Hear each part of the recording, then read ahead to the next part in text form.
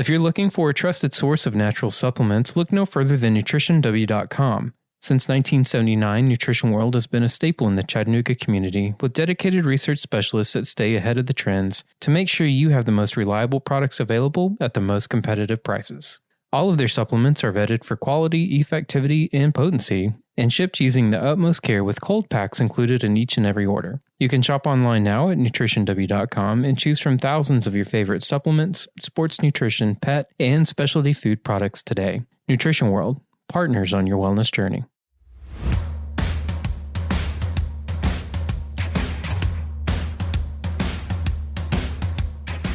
Hello, listeners, and welcome back to the Holistic Navigator podcast, where we talk about all things holistic health and believe in the body's capacity for self-healing if given the proper nutrients and care. For any new listeners we may have out there, we wanted to take a moment and say welcome. We're really excited that you found the show. My name is Brian Strickland. I'm the producer, and I'm joined in the studio as always by our host, Ed Jones. On today's episode, we're taking a look at iron and specifically how excess levels of iron may affect your health. While a good portion of the population is concerned about anemia and a lack of iron, we believe that excess levels may be more common than you think. So settle in and let's go ahead and get the show started. Here's your host, Mr. Ed Jones. Thank you so much, Brian. As always, you do such a fantastic job of organizing and making this Holistic Navigator so professional. We are rocking and rolling with growing this encyclopedia of knowledge because I'll tell you, people, you're not getting it from conventional sources, and you have to step up to the plate if you want to be optimally healthy. What does that mean? It means that being far less risky to have diseases of chronic aging. That is taking this country down, and we have to know the compartments, the kind of like the puzzle you put together to decrease that significantly. Don't expect your annual physical to be much of this. It won't be, because they're looking for diseases. Well, today I want to talk about a question that I probably have been asked 10,000 times over my 40 plus years related to iron levels. The problem is most of the questions that was asked to me was dealing with anemia. That means too little iron. However, the truth is it's far more dangerous to have excessive irons. And you don't feel excessive iron. You feel it when you're anemic because you're tired. But when you have too much iron, it is going to raise your risk of every single disease that we dread. First off, before I get into that, what is iron and what does it do? Well, actually, iron transports oxygen in your body, which helps maintain brain function, hormones, and is involved in energy production. Having too little or too much has serious repercussions on our health. But the fact is that excess iron will accelerate things like Alzheimer's, cancer, heart disease, diabetes. In fact, a Scandinavian study found that elevated iron levels raised a man's risk of heart attack 2 to 3-fold. And another, people with high iron levels were 5 times more likely to suffer a heart attack than those with normal levels. And then when it comes to cancer, it's been known since the late 1950s that injecting large doses of iron into lab animals could cause malignant tumors to occur. So there's so many reasons why we need to be aware of this topic of iron overload. So with this being the problem that it is, Ed, why would certain individuals have elevated levels? What causes it? Well, actually, Brian, there's about 7 causes of elevated levels, and a few of these you would have no clue about. First off, the people who have the less risk of this are women who are menstruating. Why is that? Because, of course, they are losing blood every month. Mm-hmm. Now, they have a risk of anemia, and I may deal with that for a moment further on. But at this point, that is a good thing to have if you have excessive iron is to have some bleeding. That's normal bleeding, of course. But number 2 reason, a big word. Hemochromatosis. It is a genetic disease that actually affects somewhere around 1 in 40 or 1 in 50 people. And what it does is it prevents the body from disposing of the iron, so you get an iron overload. In my experience, this gene does not start showing itself until usually middle age, and a lot of men have it more than women, it seems. That's just my observations. But that's number 2 reason. Number 3, alcohol will cause the absorption to increase in your food. So if you drink alcohol, like my little bit tequila at supper, it can increase the iron levels. Well, sometimes that is an advantage for these people who can't get enough iron. 4, cooking in iron pots and pans. I probably am guessing that's not as prevalent as in the old days, but a lot of Southern cooks certainly still cook the cornbread in the iron skillet and other things. I've got my cast iron on the stove all the time. Next is something that actually, me looking into preparing for this podcast, I've had this idea, but I never looked into it. But eating processed foods can increase your iron. Why is that? Because again, commercial formulators of food are only putting things in the packages because of the ability to market it and sell it. So if you look at a protein bar or any kind of processed food or cereal, the public is impressed when it says with iron. Mm-hmm. That's because, again, they're not informed as the Holistic Navigator listeners would be.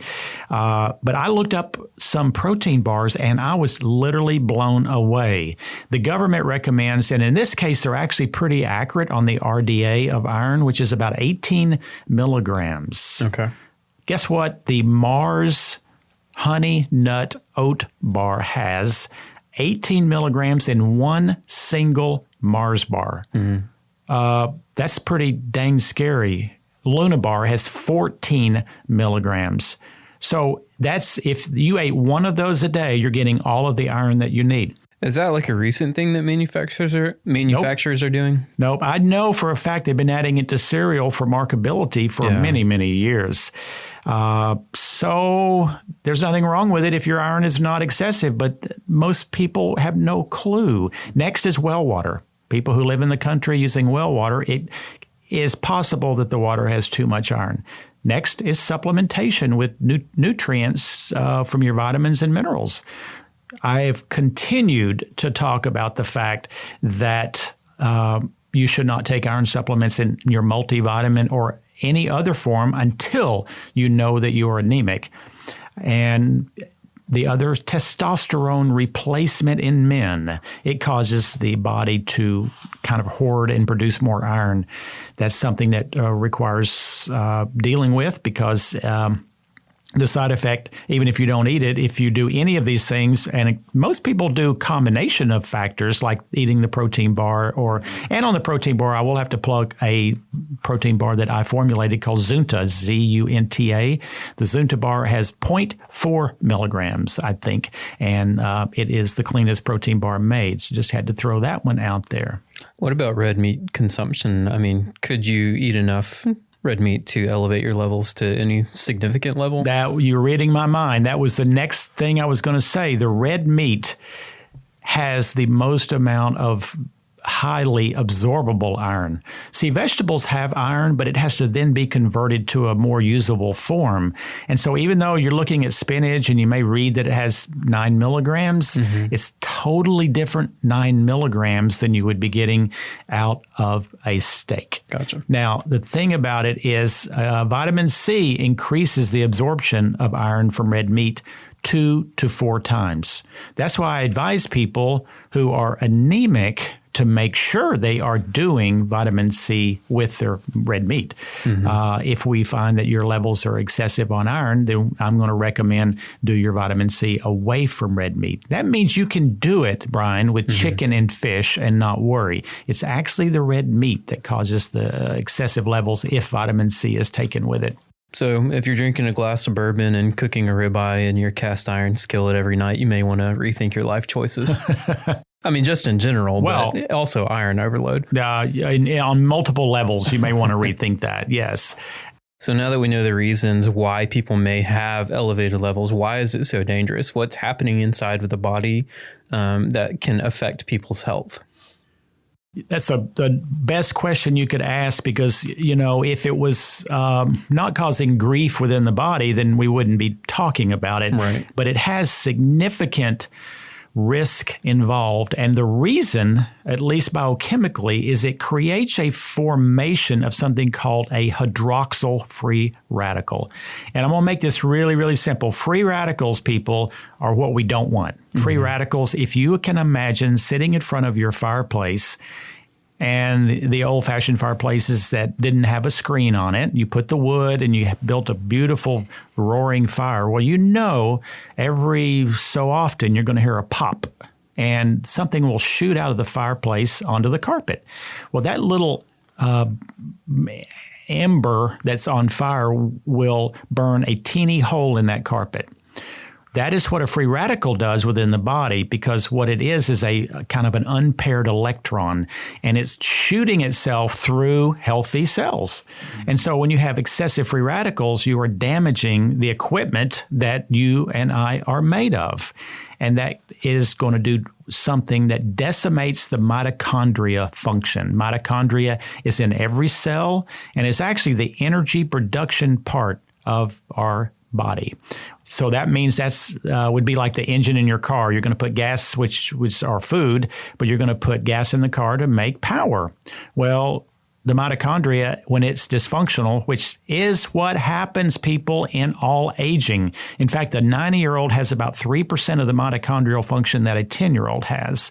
And if you listen to one of my previous podcasts on the Holistic Navigator, on my personal regimen plan of what I take, I continue to reference that the number one reason that I supplement and I also eat a keto diet is to protect the mitochondria function.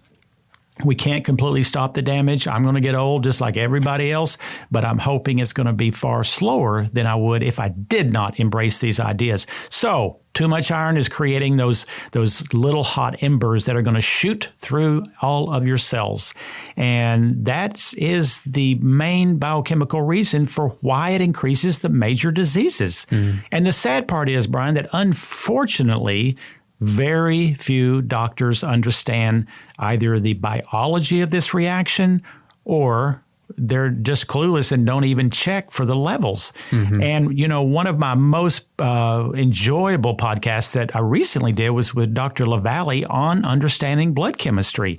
And we talked about the fact that you cannot expect your general practitioner to be the kind of person to test the right things in your blood.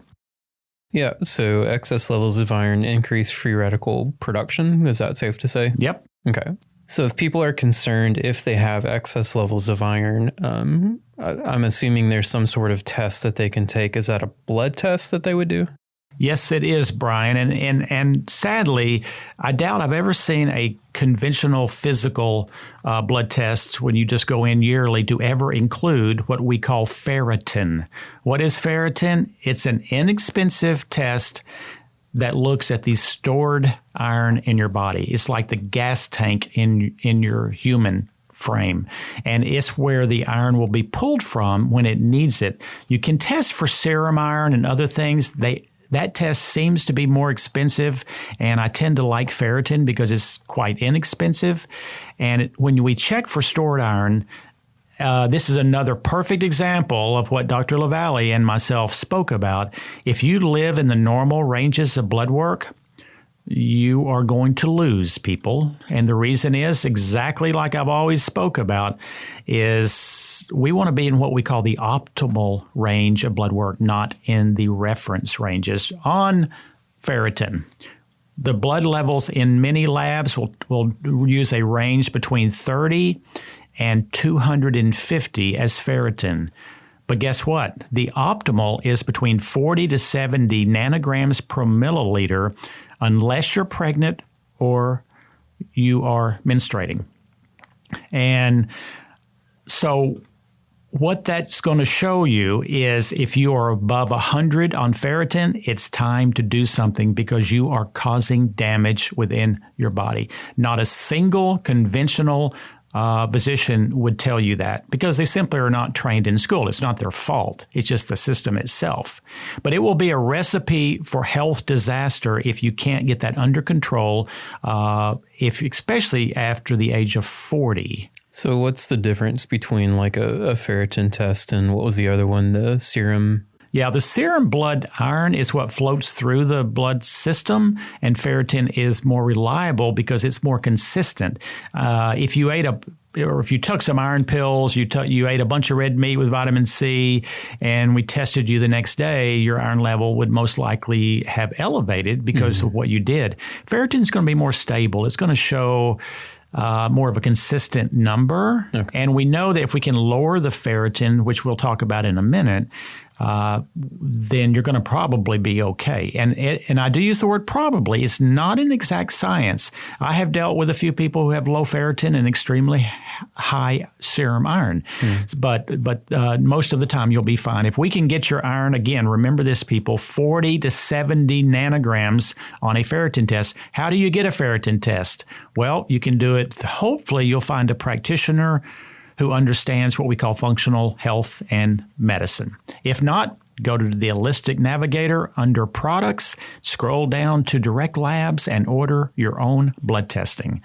I would encourage you to listen again to Dr. LaValle and myself because you may want to add other tests on, but you can order your test. You'll get a requisition in 2 hours, and you can go to a drawing station within your town and get the ferritin test. So let's just give a hypothetical of somebody that was concerned about having excess iron levels. They went ahead and did the ferritin test, and they found that they do indeed have high iron levels. What would be the next logical steps for them?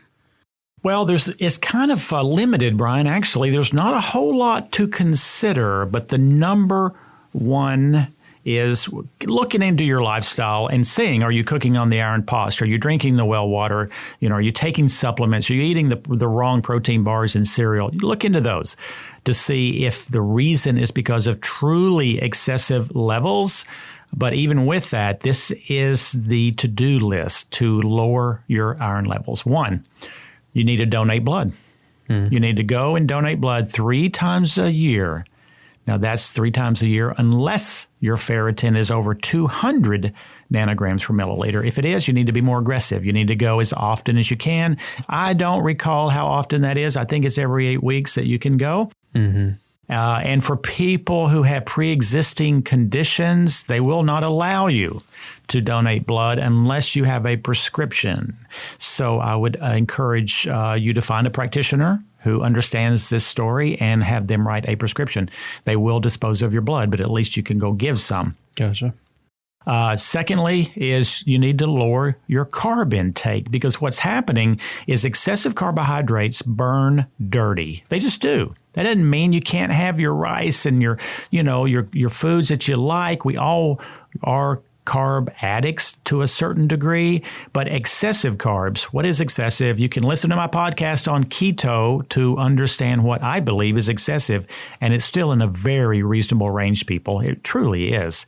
But when you eat excessive carbs, it's doing the same thing as that little fireplace ember and the same thing that iron does, which is causing free radical production. Well, if we can lower that part of it from foods, then we have, less damage that's happening into the biggest reason we age and decline, which is mitochondrial function. So it gives you more window of opportunity.